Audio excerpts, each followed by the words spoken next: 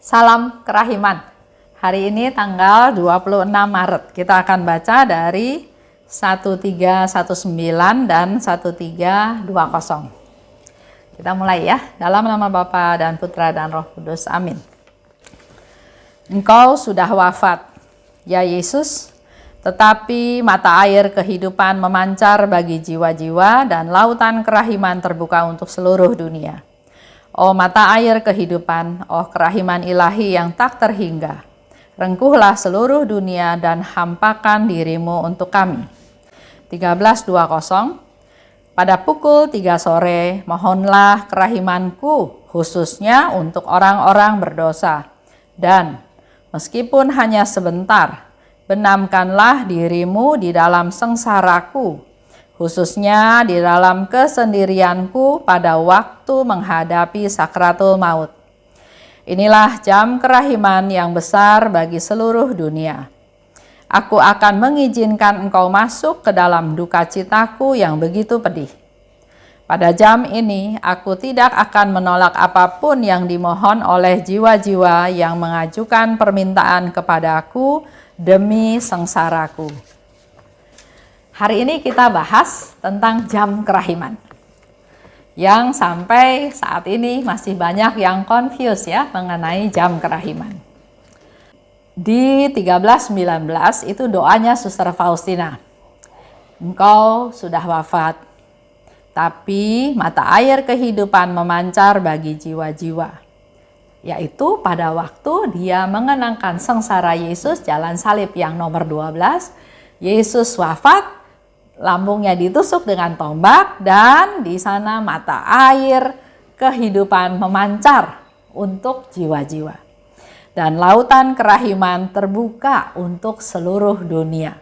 Karena pancaran dari sinar-sinar kerahiman itu begitu bertenaga, begitu ada bukti kerinduan untuk mencapai seluruh dunia. Oh mata air kehidupan, kerahiman ilahi yang tak terhingga, rengkuhlah seluruh dunia dan hampakan dirimu untuk kami. Tetap fokusnya doa Suster Faustina adalah rengkuhlah seluruh dunia, rengkuhlah semua jiwa-jiwa manusia. Jadi bukan fokusnya kepada diri sendiri, tapi untuk semua jiwa-jiwa. Nah, doa ini sering dipakai oleh beberapa orang sebagai doa jam kerahiman.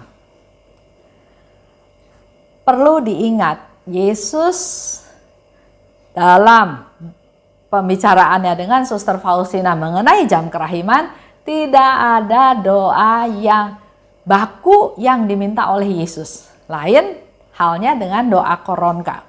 Kalau doa koronka, doa itu jelas didiktekan oleh Yesus kepada Suster Faustina dengan tahapan yang sangat-sangat jelas dan detail.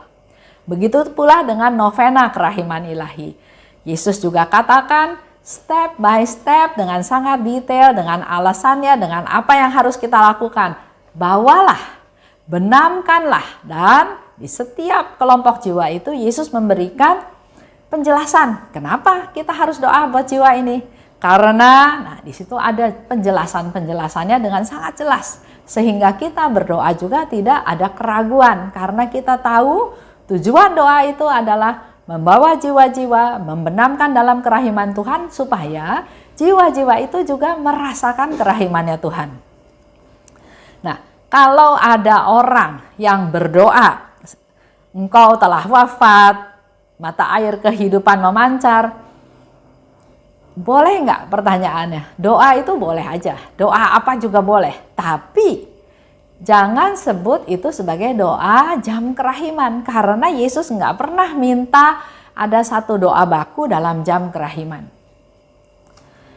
Kita coba baca ya tadi di 13:20, di mana Yesus dengan jelas berbicara tentang jam kerahiman. Pada pukul 3 sore. Jadi kalau ada pertanyaan ya ke saya, Bu, boleh nggak 3 pagi? Karena ada orang bilang, ada pewarta bilang bahwa pukul 3 pagi itu jam yang paling bagus. Nah, kita bisa baca bukunya, diary-nya, kita bisa beli, kita bisa baca sendiri.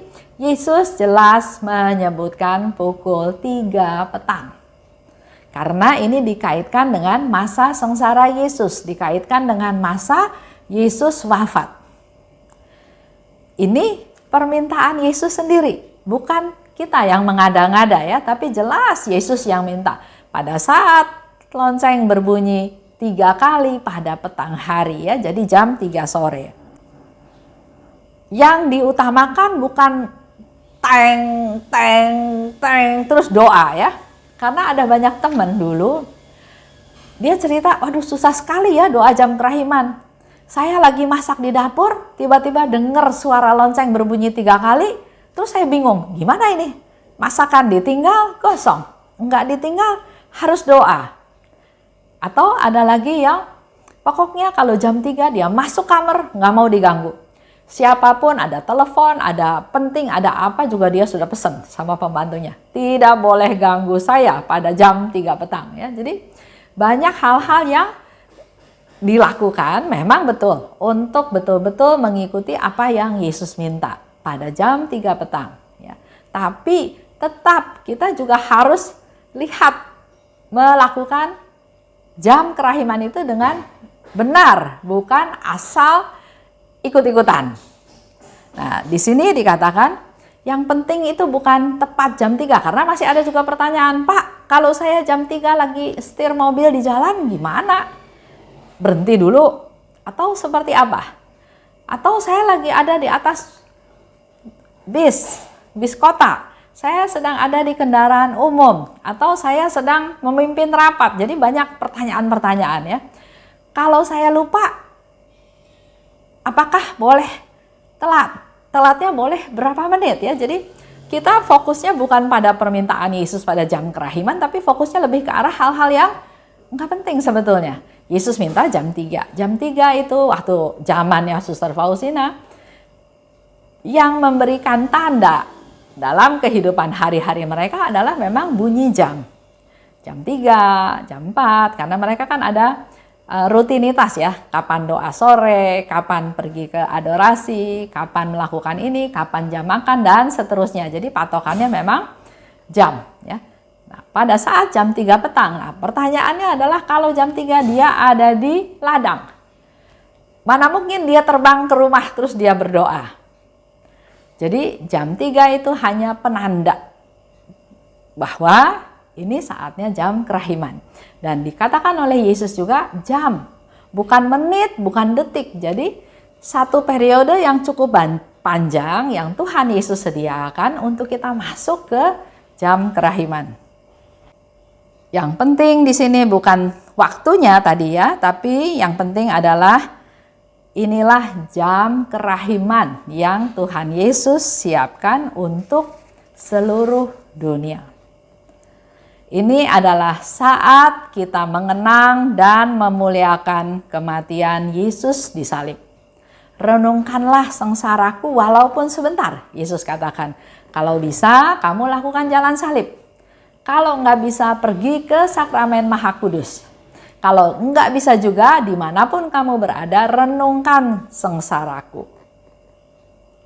Jadi fokusnya adalah jam kerahiman untuk mengenang dan memuliakan kematian Yesus di salib. Dianggap sebagai satu periode, satu waktu, 1 jam untuk mengalirkan isi dari samudera kerahiman ke dalam setiap jiwa yang merindukannya. Jadi kita juga harus punya kerinduan. Kalau kitanya masa bodoh, ya nggak ada hasil apa-apa. Di sini dikatakan menjadi waktu yang khusus, bukan waktu yang pendek ya, waktu jam. Jadi 1 jam perkiraannya yang waktunya terbuka untuk menerima rahmat-rahmat kepada setiap jiwa yang merindukannya. Pernah saya ikut salah satu acara jam kerahiman, jam 3 petang ya. Diawali dengan lagu, diawali dengan doa, terus tiba-tiba masuk ke doa pada Santo Yosef. Karena tahun ini tahun Santo Yosef. Ya, boleh berdoa kepada Santo Yosef, tapi jangan jam kerahiman. Karena jam kerahiman itu Yesus minta, renungkanlah sengsaraku. Nggak ada kaitannya sama doa kepada Santo Yosef. Nah, ini yang jangan sampai ada salah persepsi ya. Ada juga yang jam 3 petang saya harus berdoa koronka. Baru beberapa hari yang lalu ada teman saya cerita, saya nggak tahu devosi kerahiman. Yang saya tahu, saya baca di satu buku doa keramat. Di sana ditulis setiap jam 3 petang doakanlah doa ini. Dan yang dimaksud dengan doa ini adalah doa koronka. Jadi dia berdasarkan buku itu setiap jam 3 petang dia berdoa koronka. Terus saya tanya, Bapak tahu nggak tentang devosi kerahiman? Wah, saya sih nggak tahu. Yang penting sejak ketemu doa ini saya baca, saya doa itu setiap jam 3 petang katanya ya. Nah, ini yang harus diperbaiki. Karena koronka adalah doa kepada Bapa yang kekal. Jadi doa kepada Bapa. Sedangkan Yesus minta pada jam kerahiman, renungkanlah sengsaraku. Di situ lebih lanjut dikatakan, mohonlah kerahimanku khususnya untuk orang-orang yang berdosa. Dan meskipun hanya sebentar, benamkanlah dirimu dalam sengsaraku, khususnya di dalam kesendirianku pada waktu aku menghadapi sakratul maut. Ini jelas-jelas yang Yesus katakan dalam jam kerahiman ya. Jadi jangan ada doa kepada Santo Yosef, walaupun tahun ini tahun Santo Yosef ya. Di situ dikatakan pada jam 3 petang mohonlah kerahimanku. Mari kita berdoa mohon kerahiman Tuhan khususnya untuk orang-orang yang berdosa, orang-orang yang tersesat, orang-orang yang belum kenal Tuhan, orang-orang yang meninggalkan gereja.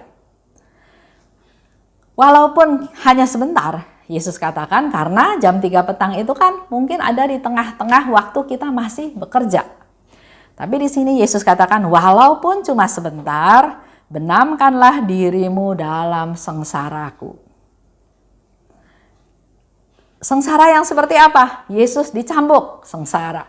Yesus diludahi, sengsara juga. Yesus dianiaya, Yesus didorong, Yesus dijambak.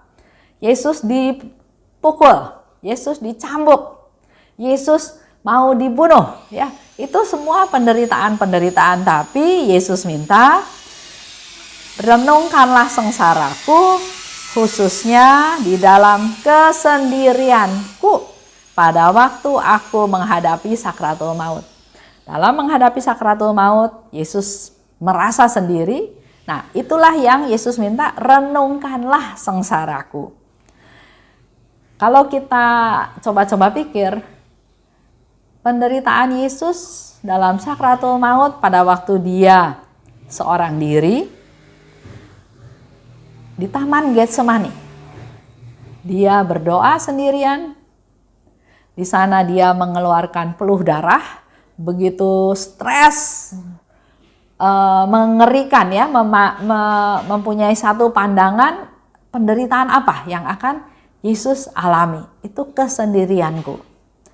Juga sampai dia bilang kepada Bapak, kalau boleh piala ini lewat daripadaku. Ini satu kata-kata, satu ungkapan yang sudah membuat dia sangat sedih, sangat mengerikan, sangat ngeri ya. Sampai dia berkata seperti itu kepada Bapak, tapi dia katakan kehendakmulah yang terjadi. Waktu Yesus memanggul salib dalam jalan salib menuju Golgota, dia pun sendirian, dia pun dalam sakratul maut. Karena dia dihajar, dia dipecut, dia kehabisan tenaganya, dia lelah jasmani dan rohaninya, itu dalam keadaan yang sangat-sangat lemah, dalam sakratul maut, dia sendirian. Nah, dia ingin kita merenungkan sengsaranya. Jatuh, nggak ada yang bantuin dia. Dia harus menghimpun kekuatan untuk berdiri lagi. Karena tugas dia belum selesai. Dia jalani lagi hal tersebut. Pada waktu Yesus diadili juga nggak ada pembela, nggak ada yang bela dia. Dia dihujat, dia dikasih saksi-saksi dusta ya, sehingga ceritanya diputar balik. Yesus sendirian. Yesus ditelanjangi, dihilangkan martabatnya, dibikin malu. Itu saat-saat yang sangat menyedihkan. Yesus dipaku pada kayu salib. Dia sendirian. Dalam sakratul maut, dalam penderitaan. Kalau Bapak Ibu baca, saya pernah juga baca satu buku ya, di mana paku untuk memaku tangan Yesus itu bukan paku biasa, tapi paku yang panjang. 20 cm atau berapa, di mana lebarnya sekian senti, tujuannya supaya waktu dipaku ini pakunya tidak kalah oleh berat badannya, karena paku ini kan yang menahan berat badannya Yesus.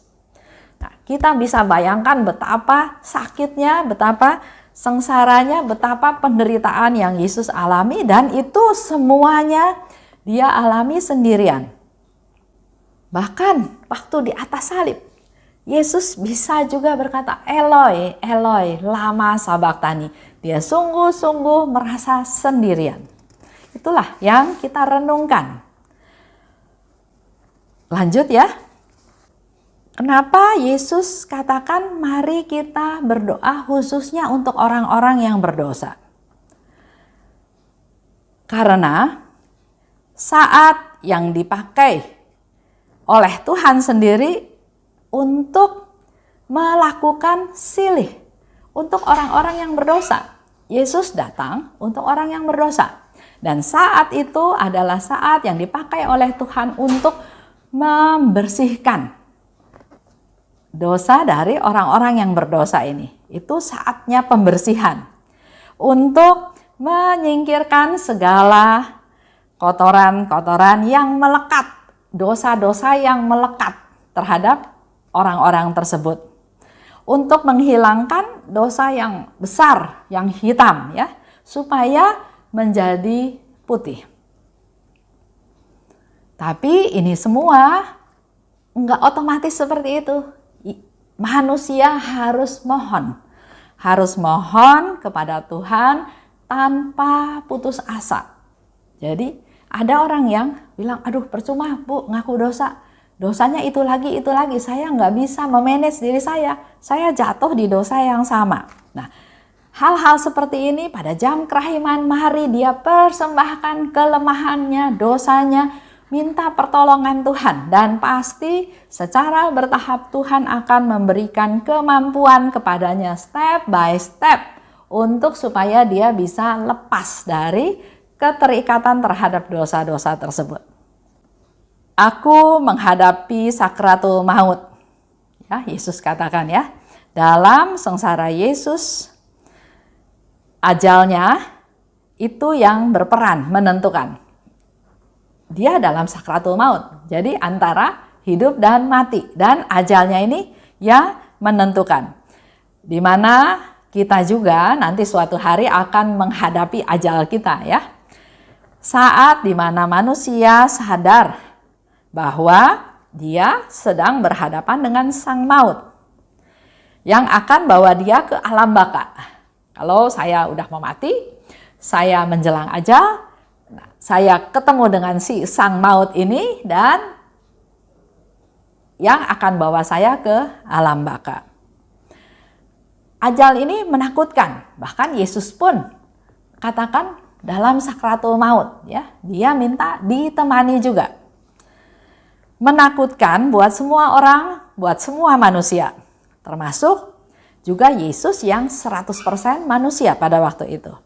Dia tidak berdosa, tapi harus mati sebagai pendosa yang berat. Buktinya dia dianggap berdosa berat sehingga hukumannya adalah hukuman mati disalib. Itu hanya orang-orang yang berdosa berat yang mengalami hukuman seperti itu. Jadi dia nggak dosa, tapi dia diperlakukan sebagai orang yang berdosa dan dosanya berat dan harus mati di kayu salib. Jadi sesuatu yang ngeri ya, yang susah bisa diterima, menakutkan. Dan Yesus minta kepada kita semua, kepada para sahabatnya, bersatu dengan dia pada saat ajal yang membuat dia tidak berdaya. Semua orang pada saat ajalnya udah nggak bisa apa-apa. Bahkan teman saya bilang, "Bu, kalau kita mati, nggak usah bawa yang lain-lain deh. Mau bawa jarum satu aja juga nggak bakal punya kesanggupan untuk melakukan hal tersebut."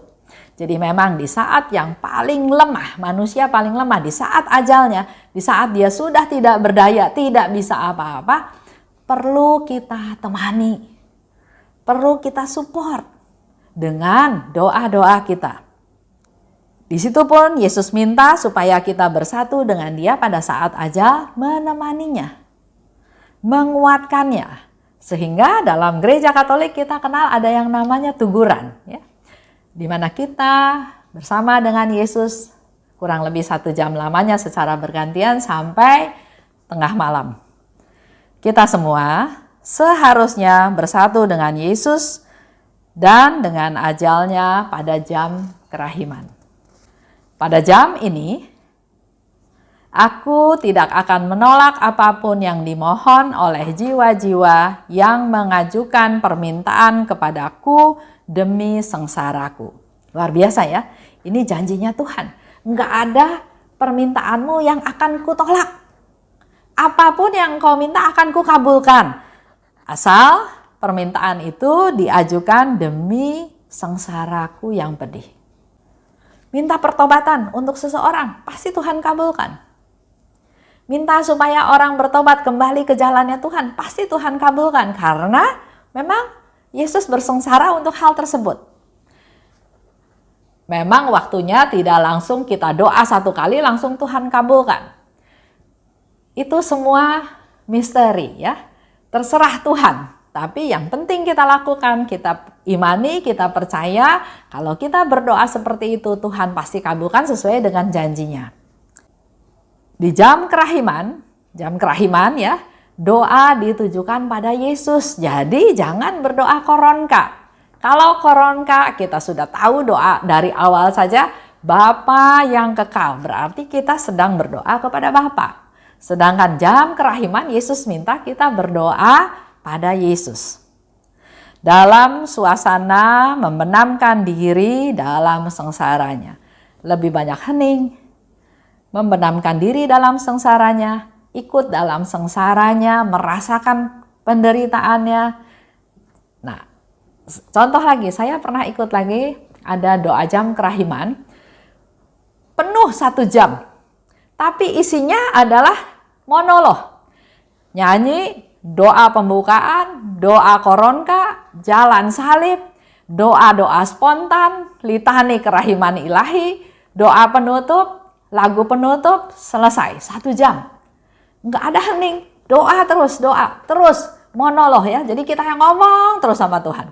Padahal Yesus minta kamu ada dalam suasana membenamkan diri dalam sengsaraku. Renungkan, hayati, dalami. Supaya kita bisa masuk ke dalam pertobatan.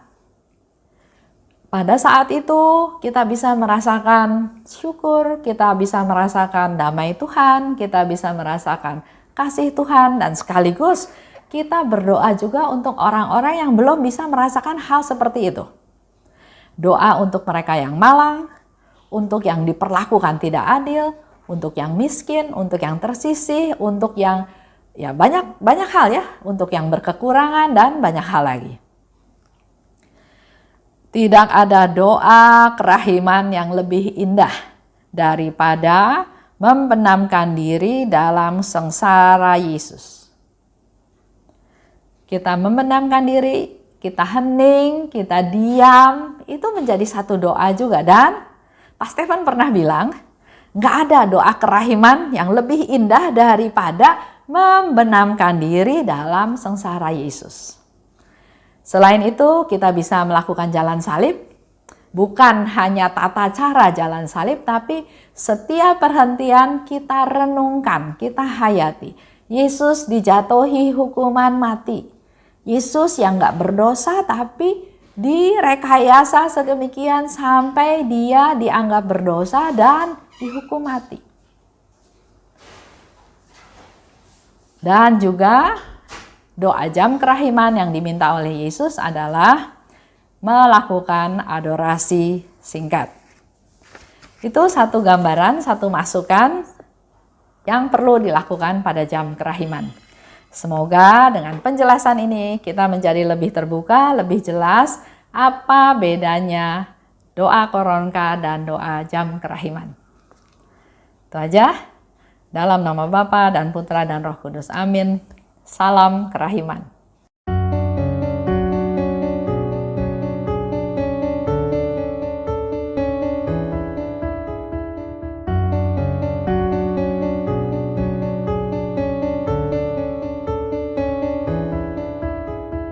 Mengapa engkau membiarkan banyak dosa dan kejahatan? Mengapa engkau tidak menghukumnya? Ternyata engkau masih memberi kesempatan. Dia memperpanjang masa kerahiman. Celakalah mereka yang tak menyadari. Tulis dan wartakan kerahimannya. Mohon rahmat bagi mereka yang berdosa. Ya Yesus, terima kasih atas semua kesempatan yang Engkau beri. Ya Yesus, ampunilah atas semua dosa yang terjadi.